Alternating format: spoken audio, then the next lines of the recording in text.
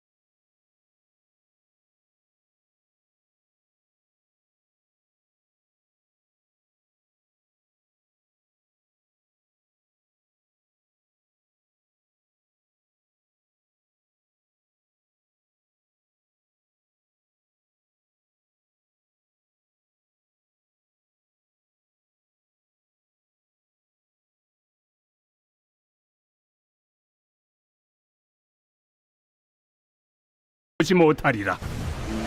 즉시 안개와 어둠이 그를 덮어 인도할 사람을 두루 구하는지라. 이에 총독이 그렇게 된 것을 보고 믿으며 주의 가르치심을 놀랍게 여기니라. 오늘 말씀은 바나바와 사울을 따로 세우라 라는 제목을 함께 말씀을 나누겠습니다. 이제 오늘 본문에서부터는 이제 교회의 중심이 좀 바뀐 이야기가 나옵니다. 우리가 보통 초대교회 그럴 때는 예루살렘 교회를 초대교회, 원형교회 이렇게 이야기를 하고요. 그리고 스데반 집사의 순교로 인해서 핍박이 이루어져서 수많은 유대인 그리스도인들이 안디옥이라고 하는 지역으로 이주를 하게 됩니다. 그래서 이제부터는 이제 안디옥 교회가 교회의 중심이 되었고 사역의 중심이 되었고 선교의 중심이 되었던 이야기를 오늘 본문에서는 이야기를 하고 있습니다. 그러면서 오늘 이 안디옥 교회에서는 수많은 선지자들과 그리고 교사들이 있었다라고 이야기를 합니다. 이 말씀에 대한 이야기는 좀 우리가 직분에 대한 이야기를 좀 잘 할 필요가 있는데요. 오늘날의 직분처럼 이런 제도가 완성되기 전입니다. 그래서 이때는 교사라고 하는 것은 하나님의 말씀을 가르치는 그 역할들을 했던 사람을 이야기를 합니다. 이 하나님의 말씀을 가르치는 오늘날과 같은 목회자 또는 교역자들의 역할들을 수행했던 그런 사역자들을 교사라고 이야기를 하고요. 또 선지자라고 하는 사람들은 오늘날의 설교자로 이해하는 것이 옳습니다. 선지자들은 새로운 어떤 이야기를 하는 것은 아니고 구약의 말씀을 따라서 하나님의 말씀이 어떻게 오늘 우리에게 이루어져 가는가 하는 그런 메시지를 전했던 사람들이 바로 선지자의 역할을 했던 사람들입니다. 그런데 그들 가운데 오늘 사람들을 보면 사람의 이름이 나오는데 첫 번째로는 바나바, 그리고 니게르라고 하는 시몬, 그리고 구레네 사람 루기오와 분봉왕 젖동생 마나엘과 그리고 사울 이렇게 이야기합니다. 그러면 이 사람들의 이야기 면면을 보면 이 사람들에 대한 이야기가 자세하게 나오지는 않습니다만 유대인과 이방인들 그리고 흑인까지도 나옵니다. 여기다 니게르 사람이라고 나오는 것은 오늘날로 이야기하면 흑인을 이야기합니다. 그래서 이 사람들이 비록 인종이 다양하고 국적이 다양하고 그럼에도 불구하고 하나님의 교회에 들어와서 사역자를 이루고 있음을 말씀하고 있는 겁니다. 그러니까 오늘 본문에서는 우리에게 무엇을 이야기하냐면 당시에는 로마 사람들이 볼 때는 로마 시민권자, 주로 이 사람들은 이탈리아 사람들이죠. 그리고 이 로마 시민권자는 있고 나머지는 피지배 계급이어서 차별이 있었고요. 또 유대인들의 입장에서 보면 자신들만 하나님의 선민이고 나머지는 다 버렸다. 이방인들에 대한 차별이 있었습니다. 그런데 교회 공동체는 어떻게 했느냐? 하나님의 사역자로 세워지는데 그 사람의 신분이나 또는 인종이나 또는 그 사람의 지배계급이나 피지배계급이나 상관없이 모두가 하나님의 사역자로 세움받았던 이야기를 우리에게 전하고 있는 겁니다. 그러니까 복음의 역사는 어떤 것이냐? 신분과 인종과 나라와 이 모든 것을 뛰어넘어서 하나님의 역사가 이루어져감을 오늘 우리에게 말씀하고 있습니다. 그러면서 이제 바나바와 또 바울을 따로 세워서 이 사람들을 이제 선교의 지역으로 파송하는 이야기가 나옵니다. 그래서 4절부터 보면 그냥 무턱대고 보내는 것이 아니라 성령의 보내심을 따라서 그들을 보내게 된 이야기를 나옵니다. 그러면 우리가 기억할 필요가 있죠. 성령이 보내셨는데 어떻게 보내셨느냐? 갑자기 꿈과 환상 속에서 가라 이렇게 하시는 것은 아니고요. 성령께서 마음을 감동시키셔서 하나님께서 마음을 품게 하신 겁니다. 그래서 어느 지역을 보면서 저 지역에 가서 선교를 해야 되고 복음을 전해야 되겠다라는 그런 마음을 주신 겁니다. 그래서 교회 공동체가 함께 마음을 모아서 기도하고 오늘 바나바와 사울을 파송하는 이야기가 나옵니다. 그런데 그 파송하는 지역들을 보면 오늘 구브로라고 이야기를 하는데요. 이 구브로는 사이프러스 섬을 이야기합니다. 지금은 거기에 지중해 한가운데 있어서 굉장히 아름다운 섬이고 휴양지로 알려져 있습니다. 그런 섬과 여러 곳에 유대인들이 흩어져 살고 있었는데 이 유대인들을 가리켜서는 디아스포라라고 이야기합니다. 디아스포라라는 말은 흩어졌다 이런 뜻이거든요. 그래서 이 디아스포라 유대인들이 가는 곳마다 했던 것이 뭐냐면 회당을 세우는 일입니다. 그리고 회당을 중심으로 모여져 있는데 이들이 가게 되죠. 바나바와 바울이 세워집니다. 그러면 이제 복음에 대한 역사를 좀 이해하실 필요가 있는데요. 앞에 있는 니게르라는 시몬과 구레네 사람 루기오 이런 사람들이 사역했던 곳은 유대인 지역이 아닙니다. 왜냐하면 유대인들은 이들에 대한 거부감이 있죠. 그래서 오늘 이 구브로와 여러 가지 지역에 갈 때 유대인 회당 지역을 보냈던 사람들은 오늘 바나바와 사울이라고 하는 바울은 유대인입니다. 그러니까 유대인들을 그들에게 파송해서 회당에 가서 복음을 전하게 하는 이야기가 나옵니다. 그러면 회당에 대한 이야기를 우리가 조금 더 하자면 이렇습니다. 당시에 회당에는 전통이 있습니다. 회당의 전통은 뭐냐면 회당장이 있고 그리고 말씀을 성경을 가지고 와서 읽게 하는 그 전통이 있습니다. 예수님께서도 가버나움 회당에서 성경을 읽고 말씀을 전했던 이야기가 있죠. 그래서 회당의 전통은 바로 바리새인들 또는 랍비 또는 성경을 조금 아는 사람들이 오면 설교를 하도록 그들에게 부탁을 했었습니다. 그래서 오늘 이 두 사람은 그 전통을 알고 있었기 때문에 그 지역에 가서 성경을 읽고 그 성경의 구약의 말씀을 따라서 바로 예수 그리스도가 누구인가를 전하는 이야기가 나옵니다. 이 전통은 오늘 우리 한국교회에도 그대로 남아 있습니다. 예를 들면 목사님들을 세워서 설교를 한다. 또 헌신예배나 또는 선교사님들이 오셨을 때 선교 보고를 하고 설교를 할 수 있도록 세워지는 이 모습이 초대교회와 또 그 이전에 회당에서부터 이어져 왔던 전통의 모습이 바로 이 설교자를 세우는 일이라고 이해하시면 좋을 것 같습니다. 그러다가 이제 섬으로 갈 때 여기서 요한을 수행원으로 두었는데요. 요한은 마가 요한입니다. 마가 복음을 기록했던 마가의 이름이 마가 요한이라고 하는 사람인데 이 마가 요한을 수행원으로 세워서 함께 사역을 감당한 이야기가 나오고요. 그리고 이제 온 섬 가운데에서 지나서 바보라고 하는 곳에 이르렀는데 거기에서 총독을 만납니다. 그런데 거기서 총독 서기오 바울에게 복음을 전하고자 하는데 오늘 나오는 마술사 한 사람이 나옵니다. 그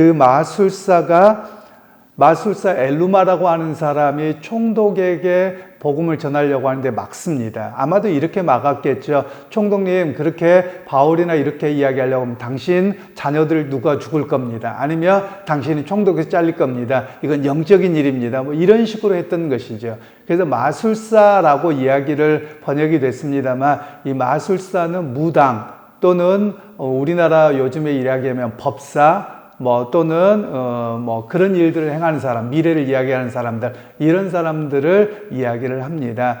그러니까 사도 바울이 그에게 하나님의 이름으로 저주를 해서 그의 눈이 가려지게 되고 그리고 총독 서기오 바울이 예수님을 영접하는 이야기가 오늘 본문에서 나옵니다. 그러면서 오늘 성경에서 한 가지 이야기를 하고 있는 부분들이 있죠. 하나님의 역사를 방해하는 이들이 있고요. 또 하나님께로 이 서기오 바울이라고 하는 총독은, 이 구브로의 총독은 영적인 것에 관심이 있었습니다. 그러니까 자기 옆에 이런 마술사를 두었었던 것인데, 오히려 그 영적인 것에 관심이 있어서 하나님도 도대체 누구고 이것을 알고 싶어 합니다. 근데 그것을 가로막는 장애물이 있었다는 것이죠. 바로 그것에 대한 이야기를 오늘 본문에서는 이야기를 하고 있습니다. 즉 예수님께로 나아가게 하는 장애물이 있다는 것이죠. 그 장애물은 마술사가 그 역할을 했는데, 오늘 우리가 믿음 생활하면서도 우리가 예수님께로 나아가게 하는데 장애물이 있다면 그것을 뚫고서 나가야 되고 그것을 제거해야 된다는 의미를 오늘 우리에게 적용할 수 있는 것입니다. 사실 우리나라의 여러 모습들을 봐도 그렇습니다.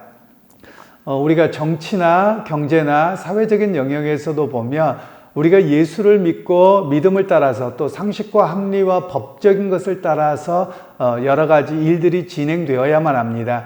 그런데 우리나라의 상당수를 보면 이전에 대통령도 그렇고 오방떡인가요? 이런 걸 해가지고 그것 때문에 탄핵되고 문제가 됐습니다만, 우리가 그리스도인의 입장에서 보아야 될 필요가 있습니다. 정치에 있어서도 바라볼 때도 우리가 진보냐 보수냐 이거는 개인적인 성향일 것이고요. 그런데 나라의 여러 가지의 모습에서 보면 그 나라가 어떤 그 세워진 권력을 따라서 잘 이끌어가느냐, 아니면 이런 우상과 또는 이렇게 법사들이나 이런 사람들의 영향력을 미쳐서 나라가 이끌어져 가느냐, 이것에 대해서 우리의 시각을 좀 가질 필요가 있습니다. 그래서 오늘 성경에 보면 총독이 해야 될 일들은 마술사를 두고서 그가 그 구브로 지역을 다스리는 것이 아니라 로마의 법과 질서를 따라서 행했어야 되거든요. 그런데 마술사가 그런 역할을 막았던 것처럼 사실 우리나라에도 그런 영향력들이 있다면 사실 그런 영향력에서 벗어나도록 또 우리 그리스도인들이 바르게 볼 줄 아는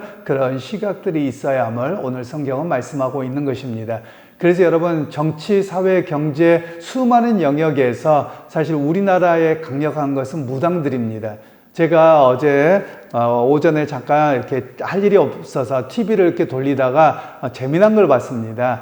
이렇게 기독교 방송도 보다가 불교 방송을 봤는데 조계종의 총무원장님이 그러더라고요. 부처님께서 왜 이 땅에 오셨습니까? 여러분을 구원하러 오셨습니다. 이렇게 이야기를 하더라고요. 그래서 너무 좀 황당한 겁니다. 왜냐하면 불교는 누구를 구원하기 위해서 온 것이 아니라 자기가 깨달아서 해탈한다, 이런 의미가 원래 불교거든요. 근데 불교도 굉장히 많이 변질이 되어져 있어서 마치 기독교 같은 이야기를 하고 있는 모습을 보면서 좀 의아스럽다, 제가 이런 생각을 했습니다.